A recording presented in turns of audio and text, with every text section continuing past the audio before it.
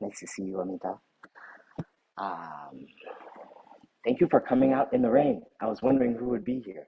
It was so suddenly, well, it wasn't sudden. It was forecasted to rain, but to me it felt like a shock. So I was glad people showed up. Um, this week, I wanted to continue just talking about posture a little. We talked about eye posture last week and how that kind of factors into our practice.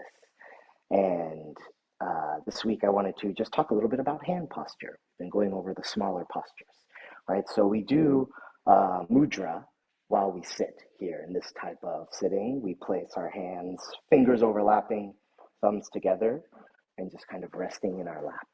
This is sometimes called the universal mudra, Dhyana Mudra. Kind of depends on how you're looking at it and what language, but it's a pretty simple mudra that's used pretty widely. It's not the only one, though, by far not the only one, right? We see other ways of sitting that people sit with their hands. Another very easy one that I like to use that's similar to this is kind of like the rock mudra, is how people usually call it. And in Rinzai Zen, we tend to use this one more as our like kind of standard, like we do with this one. And this one, you take your hand, instead of wrapping it around the same thumb like we do in walking, you wrap it around the tip of your other hand and then just curl the fingers right underneath to cradle.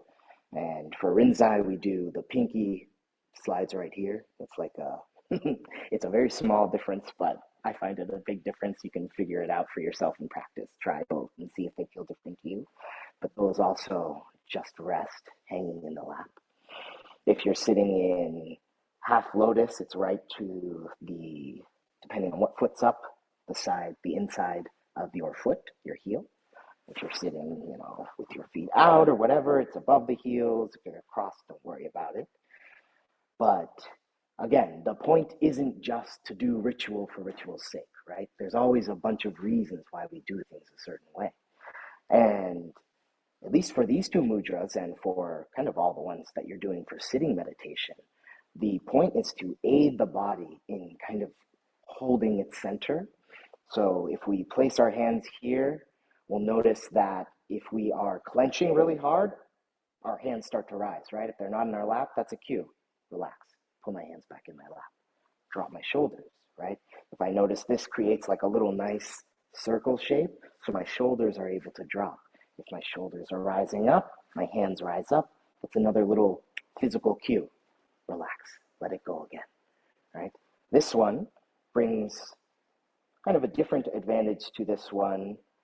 This I feel very solid in meditation. It's kind of also offering you like a mental posture, right? I'm like, even just the act of putting my hands together like this in like a little soft fist, I feel held up.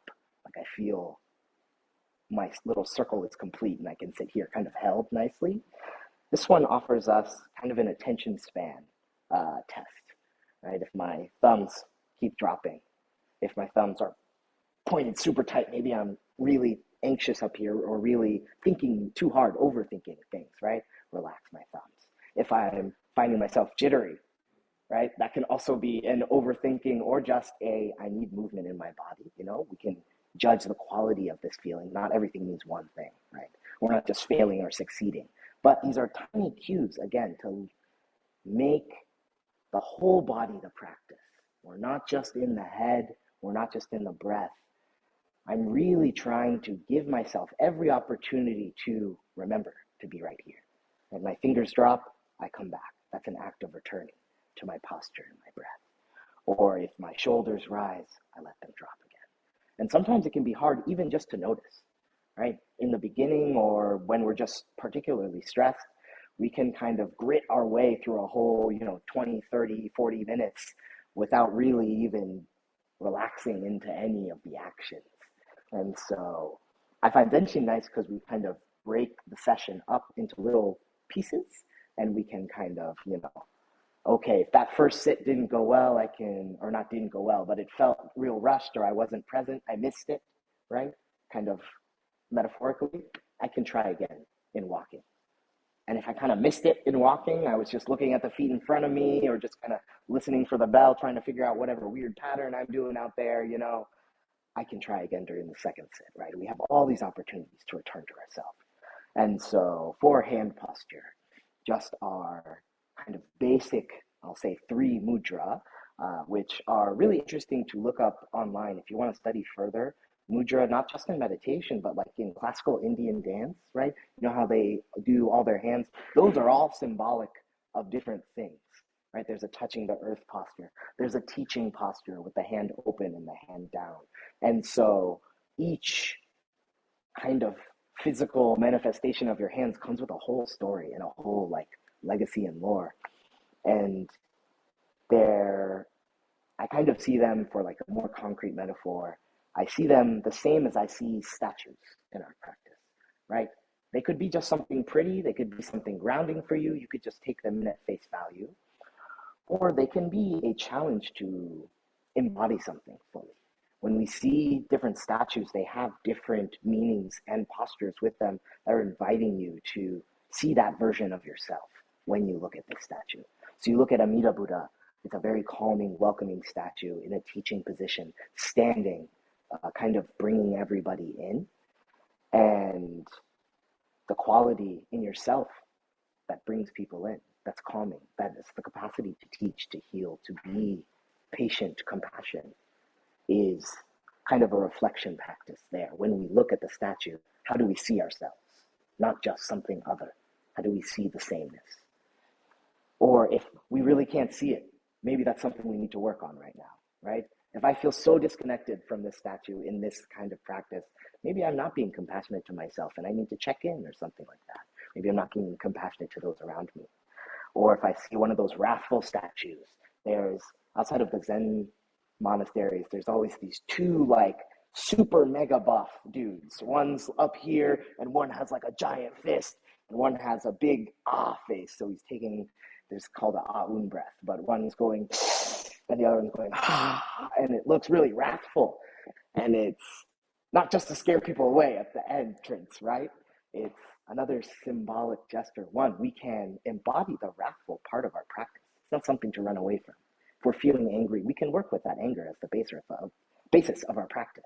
We don't have to ignore it. We can work with it.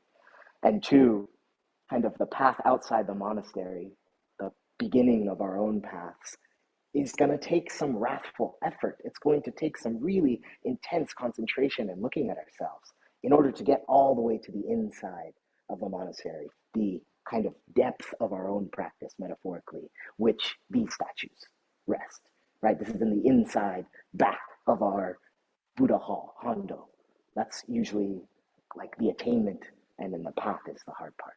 So all of that to say, hand placement can be just where your hands are, or it can be so much more.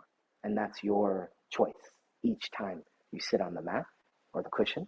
But I wanted to just explain a little bit behind them and why we do these specific ones. So this is just how I sit comfortably in meditation. You don't have to sit with your feet like this. But when we're sitting like this, we also can gauge our posture. If I'm sitting too far back, it feels weird, like I'm falling. If I'm sitting too far forward, I'm so heavy on my legs here. But really, it's just a chance to form kind of like a little stable triangle you can think of. So there's a big triangle with your body.